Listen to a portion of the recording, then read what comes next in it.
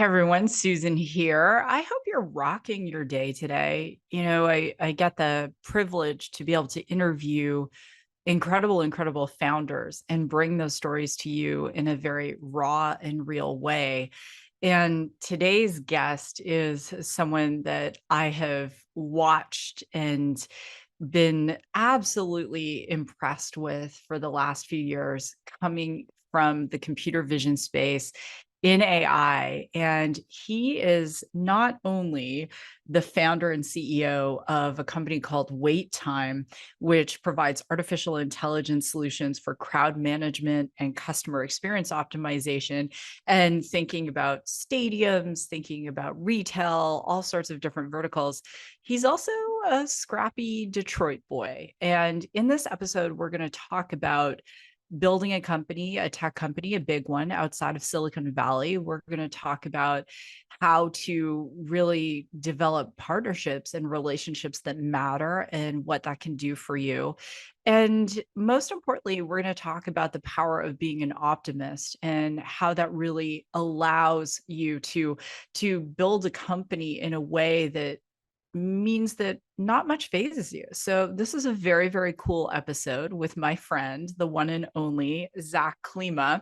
And I hope that you'll absolutely love it. And don't forget, stay tuned at the end when I will share this week's video diary of building my own startup, because you can read a lot of books. I'm going to be very candid. You can listen to a lot of other podcasts. There are lots of things, but the raw and real truth of building a startup, especially when you're having to wear so many hats, it's very rare that you're going to hear it directly from the person in a way that's not glossed over. So stay tuned at the end for my weekly video diary. I'd love to share that with you.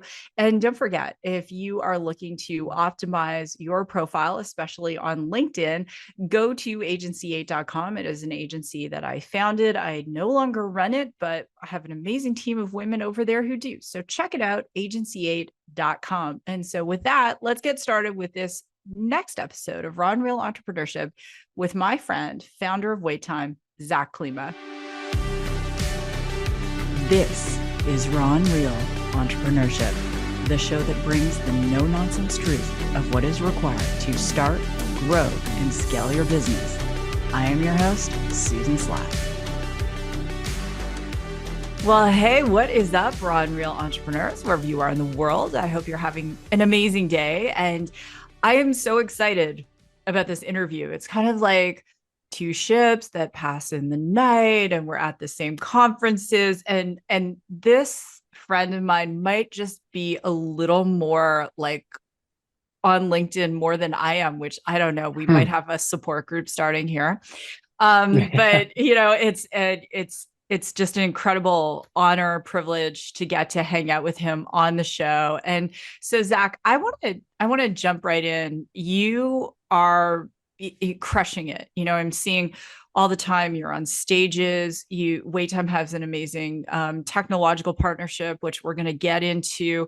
It, new customers, and it's just this growth and momentum.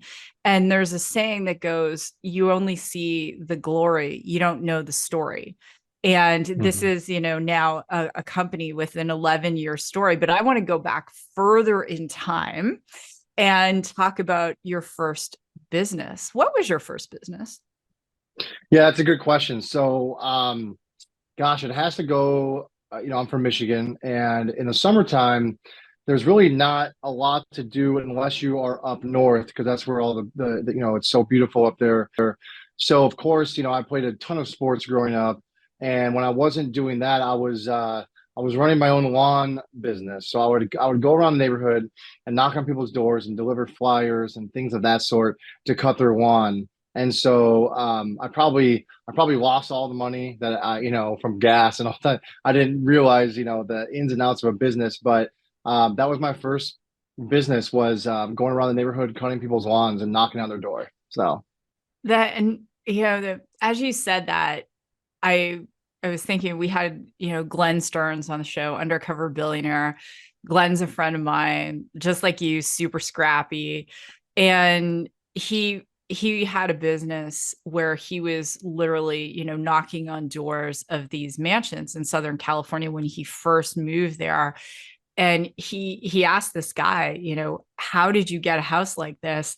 And the guy goes, hey man, this isn't my house. I'm the gardener, but what I hear is that these guys are all invested in real estate. And that's where Glenn got the idea to go into Mhm. real estate.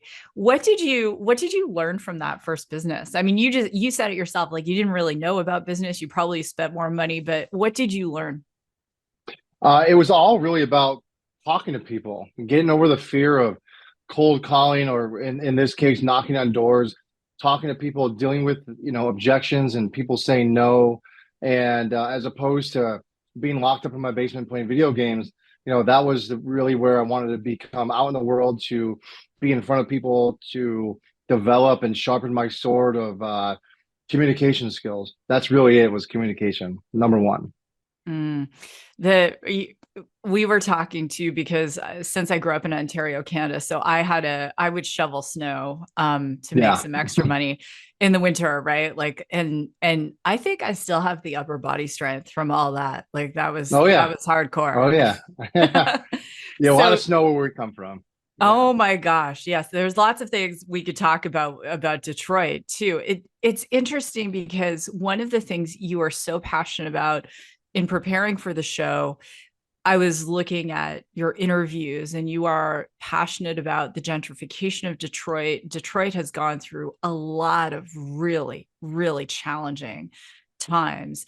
And yet you're choosing as a tech founder to really plant your flag. And there's this movement that you and I see from some of our friends who are founders who are saying, no, we're not going to live in the Bay Area. We're not, we get to choose where we want to live. We get to do things our way. What has been a benefit for you in terms of planting that flag, and what has also been perhaps maybe a challenge? Yeah, I'll start with the reverse. I mean, the challenge was people taking it seriously, right? Mm, Oh, you're from Detroit. What does the tech scene in Detroit look like? No successful companies have come out of Detroit. A lot of people in, the city that were successful had no idea how to run technology companies, because that's not how they made their money. So that was the negative. Now, the positive was, which I'm an eternal optimist, so I see positive in literally everything, and I'm sure mm, you are as well, is the fact that you become a small fish or a big fish in a little pond. Because if you do anything, and if you create any kind of noise or buzz with your team, then you are heard loud and clear, far and wide in your area, because of, wow, this is something that's not, this is not used, we're not used to hearing this kind of news. We're not used to hearing about artificial intelligence and computer vision and progressive technology being created out of Detroit. You usually hear that out of Silicon Valley, right? So I used what was, could be viewed as a negative, as really a positive. I thought there's no downside in being, and really planting the flag in Detroit, because I always thought to myself, as a, as such a, then maybe it was naivety back in the day, but hey, when this becomes a massive success, it'll put Detroit, on a map in some way, to say, hey, this was born here. We take pride here. We have a little bit of a chip on our shoulder coming from Detroit, a little bit of grit and grind, and all of that, to where you just become so blended in. If you're from Silicon Valley trying to do a technology startup, like, oh yeah, you and my grandpa and my mom and my grandma all trying to do a technology startup in Silicon Valley, and raising money over there it's so easy to do. Raising money here is not hard, is very hard to do. It's not easy at all, because no one believes in, oh, this can't be done. There's no expertise in Michigan or in the Midwest. So we kind of weaponize that negativity to our advantage moving forward. mm. And it's so interesting you say that because there's a there's the hurdle to even explaining what wait time is, because when you think of Detroit, you think of automotive, you think of Hmm. manufacturing, and now it's you're explaining, hey, this is what artificial intelligence is. And oh, by the way, there are many types of artificial intelligence. Like everyone's talking about AI, and I find myself going, whoa, wait a minute. Like let's get a bit granular first. So, and Yeah. WaitTime being in computer vision. And then it's like, okay, yeah. And I'm going to be a tech founder and I'm going to be from here and I'm going to own it. Did there's so many places I want to go with the WaitTime journey. So I think like going to the beginning. So 2013, you get the idea for this company. Where did that come from? Yeah, great question. So I'm a massive sports fan. Just like you'll probably not meet a bigger sports fan out there. So You're I'm at the bringing the Detroit Red Lions Wings. into this conversation. I have a feeling it's Yeah, going to be the at the Red end. Wings. It's going to be the Yeah, Lions. yeah. Somehow it's coming in. So so insert Red Wings right now. So I'm at the old Joe Louis Arena, years and years ago, and the game goes into overtime. So I spent all my money. This is post grad school. May have been 2014, but I had the idea in 2013, end of 2013. So I spent all my money to go buy these playoff tickets. It's really great time with my friends, and they still serve beer at the old Joe Louis Arena because the old dilapidated arena, and there were kind of no rules there. So I left my seat to go buy a beer. I stood in this, it was super long line. It's maybe like 40 people long. So I inch towards the front, inch towards the front, inch towards the front. I'm kind of getting skittish because it's overtime. I mean, anything could happen. The golden goal could happen right now. So, in just pure fashion, the horn goes off, the crowd goes wild, everybody comes running out, and I'm sitting there like a fool with this beer in my hand, and I'm just like, I would love to know how long lines are before I leave my seat. That's number one. I think anyone in the world with a logical mind would agree with that. I would like to know how long lines are as a patron. On the flip side, I want organizations to handle crowd management way better than they are because they're not even scratching the surface. So that's to me that defined there's a patron and the user side, a guest side, and there's an operation side. And if you have those two things working together, you have the start of what could potentially be a business over time, because there's too much foo-foo fan experience of things that don't really have business value that will ultimately, cream rises to the top will ultimately be a hot flash in a pan that happens pretty quickly and then goes away. So that was really the inception. I thought to myself, wow, this could be a good idea. I started to socialize it with my friends and my family and other people out there. I wasn't afraid to talk about it. I wasn't one of those founders like, before I talk to you, I need you to sign this NDA. I think that's foolish because you don't ever know who you could talk to that could change your life. So that was the inception. And then I became obsessed with the idea, and I became, over 5, 6, 7, 8 months. And then I got to a point in time where I was actually able to meet Dan Gilbert, who's the founder of Quicken Loans. And he is the Bruce Wayne of Detroit, who really gentrified Detroit. And I had a chance to pitch him my idea, and he was able to pretty immediately place me in his business accelerator in Detroit called Bizdom, which is basically his version of Shark Tank. So he takes 5 ideas out of like 5,000 applicants, and he puts you through this rigorous program about how to be a CEO, which I think is kind of counterintuitive. But along that way, I quit my job and I jumped right in. So that's kind Uh, of how what things started. what job were you doing that you quit? So I have a master's degree in architecture, so like building architecture. So I wasn't designing buildings because that was pretty boring to me. I went on the flip side, so I sold manufacturer lines. I needed to be in front of people, so I was selling manufacturer lines, and again, that wasn't the right fit for me, obviously. So Was was quitting your job like did you get the butterflies in your stomach, as an optimist? Were you like, yeah, this is awesome? Or was there a point where you're like, oh my gosh, because we have people listening. And one of my friends, I'm not going to say his name, but he keeps texting me. He's like, he works for a bank and he's in tech. And mhm. he's like, I'm thinking of starting my own company. I'm thinking, blah, blah, blah. Yeah. But there are a lot of folks who listen to the show who are just looking for the courage to do that. So what about for you, Zach? Was there were you nervous? Were you excited? How did that go? And financially, because when we go into startups, like it's not like we're suddenly on a yacht. Like, no, there's like you might have a period of time where you're not making any money. So how did that go for you? Yeah, that's a great question. So, first and foremost, I was very young when I started my company. And I thought I had no fear. I was like, hey, we're gonna do this thing. There's no failing. I grew up in a family where there is no such thing as failing. You can find a way, you can find out a way not to do something. That's not a failure. That's actually getting you closer to success. And so that's the way that I was raised, especially in a very I played a lot of sports growing up.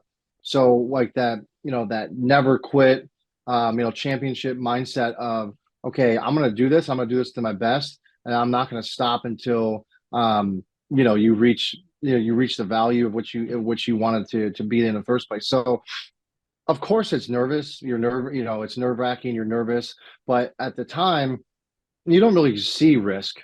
You know, I might view risk a little differently than most people, but I never really saw risk. I never really saw the downside. I only saw the upside, which Mm. was the fuel in my fire that fueled my fire to keep going when I didn't take a salary for 4 years.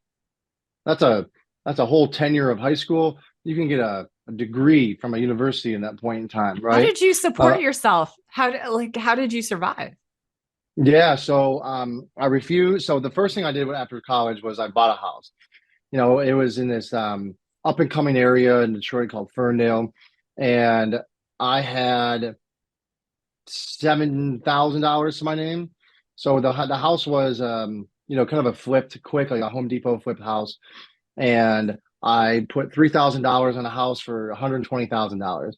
And so it took off, it boomed. And I sold the house for maybe 230 grand after like 4 years, 4 years. So the equity in my house saved me over time.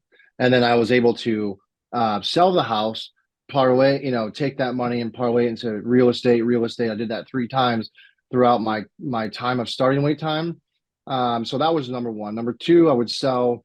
I'm a massive sneakerhead, so I would sell shoes, anything I could get my hands on. I sold watches. I mean, when you think about just like anything, from a survival standpoint. That's what I did. I refused to take help from my parents or anything like that. I wanted this to be in the movie. So Is it that it, which is huge, like that whole piece. And I love like you're smart financially, and it's tough. Like even, Zach and I were talking before we went in the show. And so Zach knows me from my previous role when I was the co-CEO, co-founder of an AI company in the computer vision space. And I had a salary, I had benefits, and then going to start this company. Fortunately, in 2003, I'd started a business that still pays me. So I was able to walk away and start a new company and not have to raise money that would ultimately pay me, but just mhm. that I could, I had something else to live on, which is significant. So the first time I heard about Zach's company, this story came to mind. And hopefully we'll still be friends because it is not going to mention the Lions. So anyway, I was at the Super Bowl with my Patriots, and it was here in Arizona, and they were playing the Seahawks. And firstly, I was seated in front of these Seahawks fans. And if you're a Seahawks fan, that whole like thing that they do, like Seahawks, Mhm. right? And I felt like I was surrounded, and we were down. And I can't remember how many minutes were left, but I said to my husband, I'm like, I have to go get some red wine. And I go tearing out, and I'm literally running around the stadium, Zach. And I'm like, the lines are long, the lines are long. And I just Yeah. want red wine. And I go to two places and there's no red wine left. And I'm like, ah. And I go back, and we got an interception and won the Super Bowl, which was all fantastic. But I remember when I heard about WaitTime from our mutual friend, Andy, and I was like, where was that bed? I needed that. Right. And Yeah. to your point, that need, whether it's, a mom with her kid wanting to buy a jersey in a stadium. And I know you have expanded into other areas as well. The pandemic really shifted your business model. So when I was looking at the history of the company and I'm looking at the whole evolution, what did the pandemic do to the company? Because Hmm. I found it was fascinating to read about that. Yeah. No, it's really interesting because we were preaching for years and years and years that you have to manage crowds effectively. You have to take this seriously. Computer vision is going to be a thing. Artificial intelligence is going to be a thing. And when we were starting, people didn't take us seriously. They go, "This is amazing, but we don't even know what to do with this data," or "This is this is too beyond us. We're still getting our head wrapped around the ROI of Wi-Fi, right, or a network, or something crazy like that." So we were just preaching this, and we stayed on the course, and we said, we're not going to change the way that we talk about this, because this is what's right, and this is where the future is going. Being an entrepreneur, you have to, the dots can only connect when you look backwards. The whole Hmm. Steve Jobs thing, but when in the moment, you just have to believe that at some point they're going to connect. So over time, and then right when 2020, the world shut down. No sports arenas were open, no stadiums, no malls, no nothing. The world was crazy at the time. Obviously, as everyone knows. So what that did for us, though, was terrible. Number one, that was at first it was bad because no one was paying.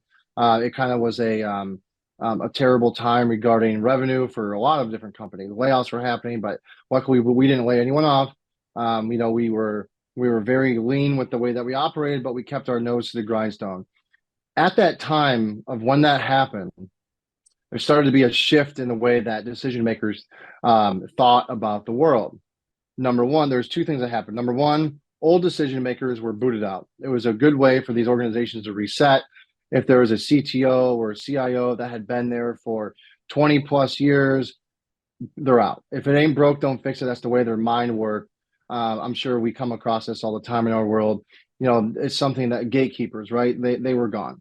So that's number one. Number two is the new people that they brought in came from the technology space. So they get disruptive technology. They get the future. They get a lot of things that we were preaching. So along the way, when we reset with a lot of these organizations, they said, why are we not doing this? We need to know how our crowds are behaving. That helps to craft our revenue strategies, to change our revenue strategies, our food and beverage strategies, our programming, even for architectural redesign to the guest experience. This is a no-brainer, especially now in COVID. You have to monitor your crowds in order to stay open. So we didn't change our product in any way, shape, or form. What we did is we placed an emphasis on the operational side, as opposed to what we were selling is the guest experience side. I want to know how long lines are. While albeit that's great, the real value is in the operational side.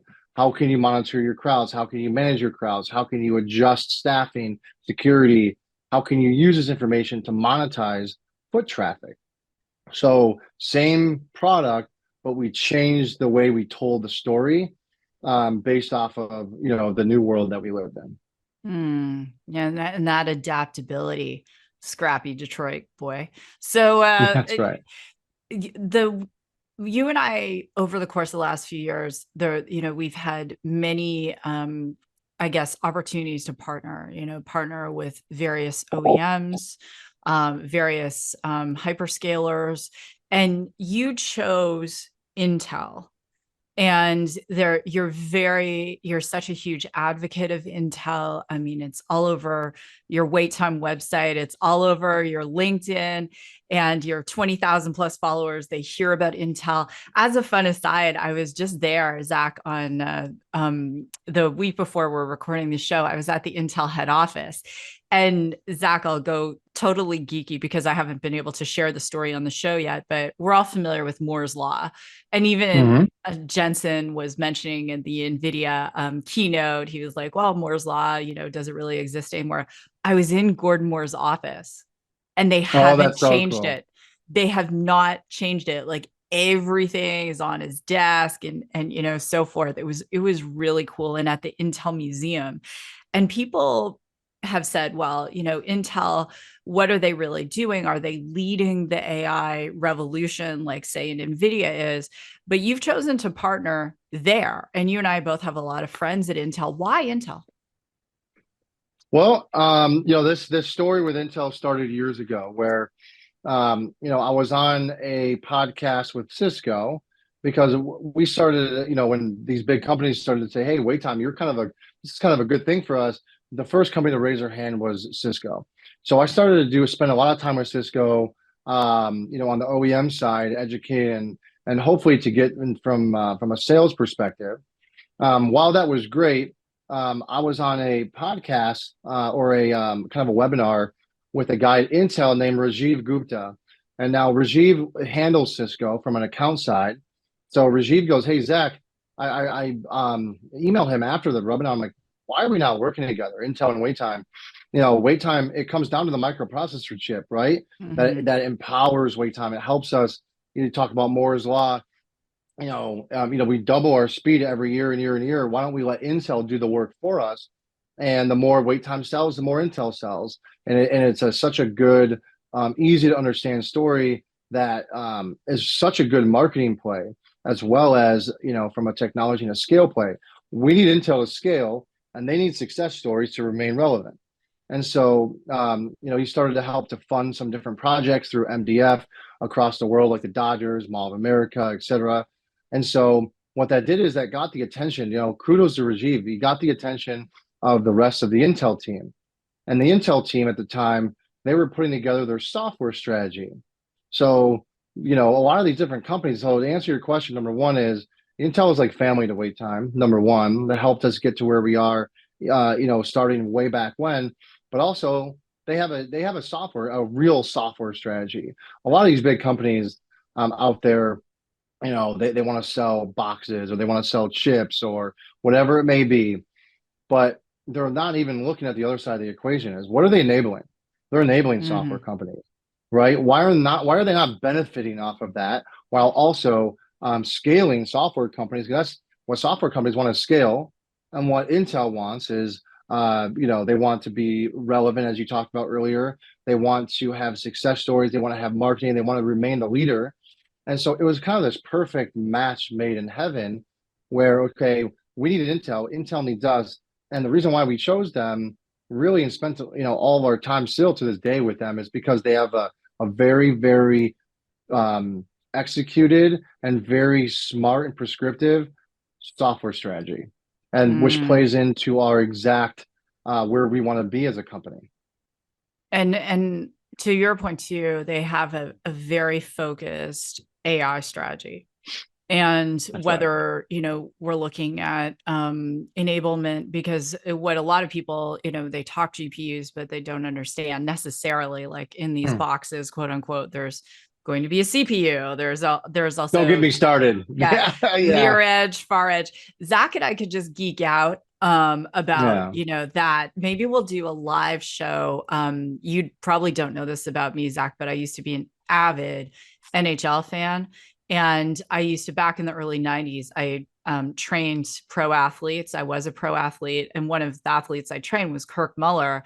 And I got him 4 more years in the NHL. So I used to be a Oh, massive, amazing. like, I was at the old Montreal Forum the last time that they played in the old Forum. So you talk about like being in the stadium, getting the beer, and you're like, is this building going to fall down around me? And we Yeah, played right, right. Bruins, which was like Montreal and Bruins total. This is raw and real entrepreneurship. So we could talk about, like, I've had a lot of sports conversations on here, but that whole piece of the nostalgia, but pulling back from the hockey just for a moment, that piece around the strategy, the enablement. And when startups ask me to advise them, one of the things, and I say no more often than I would say yes, that I look at is, what is your tech stack, and are you partnered with the right people in order to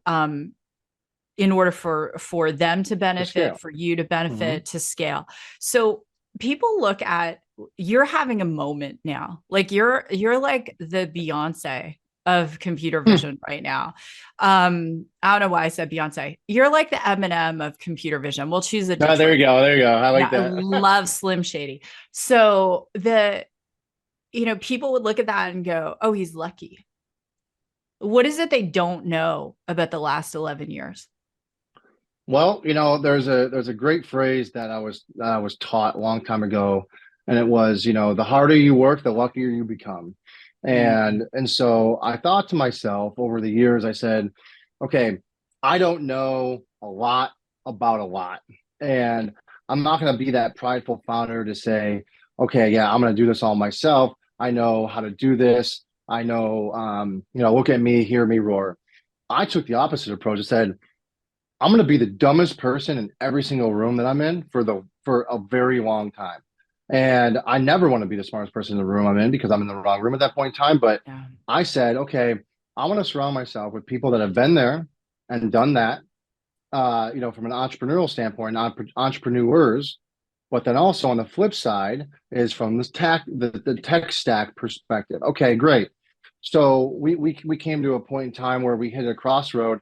Okay, we got to a certain point in time with our company. Do we hire a sales team or the opposite? And as time went on, it became very clear, and I see this all the time with technology companies.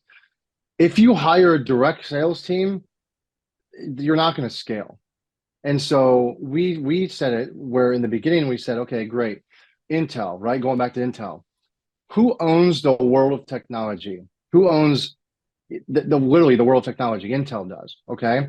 Now, if you can create a story through your technology that camouflages into their global sales motion through the channel and through global distribution, they're going to be your sales force. And as opposed to you hiring a bunch of, um, you know, John Smith and Jane Doe's to go sell your solution. Okay, great. Who are they going to trust more? Are they going to trust a bunch of Jane Doe's and John Smiths from WaitTime, or are they going to trust Intel Corporation? Your transaction time is going to be, it's going to go from, I'll call it a year to 1 to 2 months because of the trust that Intel has and the credibility that Intel has. So I started to really listen over the years to say, okay, this is how a lot of these different companies that got acquired for $1 billion plus, or who have, their sales and their revenue is up in the hundreds of millions of dollars. This is how they did it. Yeah. And no matter what I thought in my head, in my own, mind, get that out of your mind. You don't know anything. I said to myself, I said, you don't know anything. You've never done this before. You should really listen to people, because if you had a chance to, in football analogy, if you had a chance to look at Bill Belichick's playbook, if you're in the Super Bowl, if you're playing the Super Bowl as a coach, don't you want to take a look at that? He's got 7 rings, right? The answer to your question is you probably want to take a look at that. So I thought to myself over time is to listen and shut up. First, shut up and then listen. And then, really study how people were successful in the past and don't have any pride whatsoever. So that's kind of the mindset that we had, or that I had as a founder when we started to kind of get rock and roll. I love that. And you are, like, knowing you in person, you are humble and you are very wise, and going into the room and just saying, hey, there's stuff I don't know, and I'm here to observe and listen, and utilizing the sales force of these partners. That it is always better. People would say to me in my other role, like, how many salespeople are you going to hire? And I'm like, one. Why? 0. Yeah, one, Like, maybe one, one right? to Yeah. oversee the relationships, right? That's it. Yeah. Like, that one who works Managers. with, all of the relationships in our hyperscaling partners, right? Like, Yeah, why right. do that? Because they benefit. They need new things to sell. They need managed services to sell. They Everybody need all wins. of that. Everybody wins. Okay, rapid Rising fire. tides raise all ships. Here we Exactly. go. You ready? Yeah. Rapid fire. All right. What do you do to relax? Work out. I'm a big gym guy. Play basketball. I play paddle tennis, which is kind of weird. I play Oh, padel as well. Um, and I used to play a lot of drop in hockey, but I witnessed a pretty gruesome knee injury from my friend, so I kind of stopped that. So athletics, number one. okay. And what about stress? Like, do you get stressed? And if so, like, other than working out, what strategies do you have? That's a great question. I should do. So first, I would say the stupid me, like being the most positive person in the world, I'll say I'm never stressed because I have so much fun every day in my life. But ultimately, you do have stress, right? So honestly, I took a page that my mom, she's a, hey Zach, um, relax, take a deep breath, and self care, right? Which is crazy, um, do a face steam every day, meditate, um, come up with, just get in touch with your feminine side. Really, I mean, just do. something that's kind of mindless regarding sit there and think and don't think about work, but just kind of purify and cleanse your body, which sounds kind of preachy, but that honestly it works for me. So that's where I, I see is a big one. I love that. Yeah, I'm reading Dan Sullivan and Ben Hardy's book 10x is better than 2x.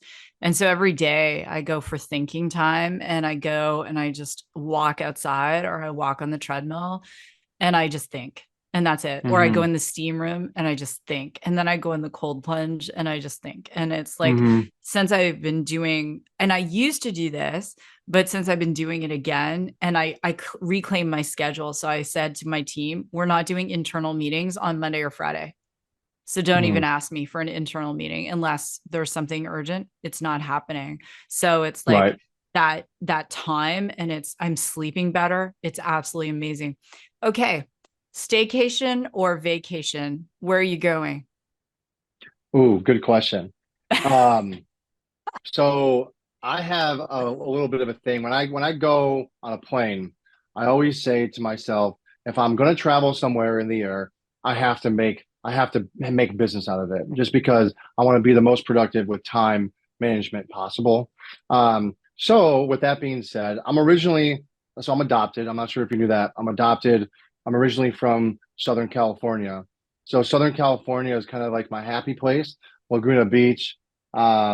Newport, that Mm, area right there. That's like my happy place. So if I'm thinking vacation there, if I'm thinking staycation, obviously around Michigan, up north Michigan, is a beautiful, beautiful place. My girlfriend, her name is Paige. They have a place in Bay Harbor. So if you look at Michigan, it's really up here.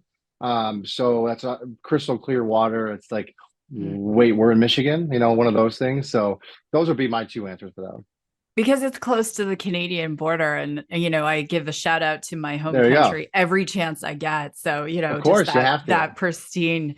Well, Zach, Yeah. firstly, you know what? I'm as your friend, like I'm so privileged to get a front row seat to everything you're accomplishing, and your eternal optimism, and what you're doing, and your ability to just adapt and to pivot and to do what you need to do is just it's so amazing. And so I'm excited for you, Zach. I know that your like wait time is just going to continue to soar. And I can't speak for the Lions or the Red Wings, but best of luck, my friend. Yeah, there you go. Our boy Amon-Ra St. Brown. He's going to bring us a Super Bowl title. So all good. Yeah, All from good. your lips to God's ears, brother. So That's I right. That's right. we keep saying for the Absolutely. Patriots, we're in a rebuilding year. We're in a rebuilding year. Like that, we've been saying that, for a while. But And you guys anyway, had your time though. You went to the perfect Super Bowl with that last minute touch or interception. I don't know why they didn't give Marshawn Lynch the ball. I don't get it. You guys are very lucky that happened. But yeah, uh, I wouldn't say we were lucky. I would say we were divinely blessed that yeah, there you go. There you go. And Tom Brady did what Tom Brady does, and obviously he's a Michigan guy, so I have to, Tom Brady. Yeah, Yeah, and you guys had a massive college win, so you're all good. So you're like the that's right. Tom Brady of computer vision right There now, you my go. friend. So let's Yeah, get those rings. Well, Zach, thank you so much for being on the show. And everyone go follow Zach on LinkedIn, because he is like LinkedIn is my favorite social media by all stretch of the imagination. And if you got some benefit from the show, please share the show, give us a 5-star review, because Zach and I are competitive with ourselves and we would love that. And with that, I want to say God bless, go rock your day, and I will see you in the next episode. Well, thanks for staying to the very end to hear this week's video diary, where I'm talking about what's happening every single week in building the new company, the pause.ai. And this week, I want to talk about fundraising. So, when you're building your startup, you have some choices. You can either bootstrap it. What that means is you have money that you have yourself that you're putting into the company. You can raise money. So, that initial funding round is usually called an angel round. And that means that it's friends and family, or it might be called a friends and family round, that say, hey, you know what? I believe in you. I believe in your idea. And the goal there is to raise as little money as possible because you are giving away equity in your company. Your company has the lowest value because it's so new that essentially people, when they're investing in your company at that stage, they're getting the equity at the lowest price it's ever going to be. So when you hear stories about someone who bought a yacht because they threw in, whatever, $10,000 into Facebook when it was just an idea that Mark Zuckerberg had, it's because they bought into the company when it was really, really cheap. And so we are doing our angel round, and it's very interesting because the statistics for women, for female led pitches to VCs, it's less than 2.5% of women led pitches to VCs get funded. And I've been in Silicon Valley. I have friends that are VCs. I know a lot of folks in this world, and there are different types of VCs. There are early stage, they invest when a company is really new. Then there are later stage VCs. And this was a lot of terminology that I had to learn years ago as I was going into the space as a tech co-founder. And one of the things I've learned is that not all money is created equal, because there are investors who will invest money and then they're kind of hands off, just, they want a return on their investment and it's up to you to give them one. And then there are investors who are very hands on and they will text every day and they will send articles, and that they can be great too because they're always looking out for you. And then there are some investors that try and micromanage, and they might not even know a lot about what it is you do. And as someone who is an angel investor, I like to be the cheerleader investor. I like to promote the companies that I've invested in on social. I like to make sure that I'm reaching out to the founders and just uplifting them. And of course, I want to know what's going on with the company financially, what they're doing in terms of customer acquisition and so forth. However, in building this startup and doing the angel round, I am being very cautious in terms of who I say yes to. And I know that not all investors are going to be the right investor for the company. And so we're doing the angel round. I've got a pitch deck, obviously, and have modified that deck a couple of times depending on who it's for. And that's very common. You might have different pitch decks for, different types of investors. I met with a friend of mine who's a VC mentor, went over the whole fundraising plan. I had lunch with him, and including our angel round. And then when we'll do our next round, our seed round. And then when we'll do our series A round, which we're planning for next year. And he thinks we're right on track. I've met with our legal team. They think we're right on track. So it's been tremendous. And I think that the biggest thing I will say is, for myself, it's really energy management. I've found that when I travel and, I love meeting people and it's fantastic. I also don't sleep as much. I don't get the same quality workout. I'm eating different foods. And I'm reading this book by Dan Sullivan and Benjamin Hardy called 10X is better than 2X. And one of the things they're talking about in the book is your production time and then your recovery time. And in the past, I never gave myself the recovery time, and I should know better because I was a former professional athlete, a triathlete. But now this time with this startup, I'm saying, hey, if I am going to be traveling and I am not going to be getting the quality of sleep and all of the things I do to help myself stay productive, then I'm going to give myself recovery time. And I started to do that. And as it relates to fundraising, is to say, no, when I get off an airplane, I'm not going to go straight into a pitch, because that potential investor, especially if it's an investor that I want to work with and partner with, they deserve the best version of me, not the tired version of me. So I get to be home, which is great, for the next several weeks. And we will be finishing out this angel round. Our product is starting to get built, which we're very excited about. And we're right on track to be able to get the Pause platform out there into the world. And so if you haven't done so already, please, if you share with all the amazing women in your life who are approximately 42 plus, that's when we're seeing menopause symptoms really start to hit. to go to thepause.ai. Our membership is free right now. And all you have to do is join our email list, and you will get access to invitations to live events. You will get access to invitations to master classes, weekly tips, a private community, all sorts of good stuff on thepause.ai. So that's this week's video. We are, and podcast and video diary, and however you're consuming this content. But I'm very excited for where we're at and where we're going. And I confess, I'm still in recovery mode. So you might hear a bit of like, oh my gosh, she's not her usual perky self at the moment, but give myself another day and I will be back into full-on production. So with that, I love you all to pieces, and don't forget to share the show, give a 5-star review, and hit subscribe. And I will talk to you in my next video diary.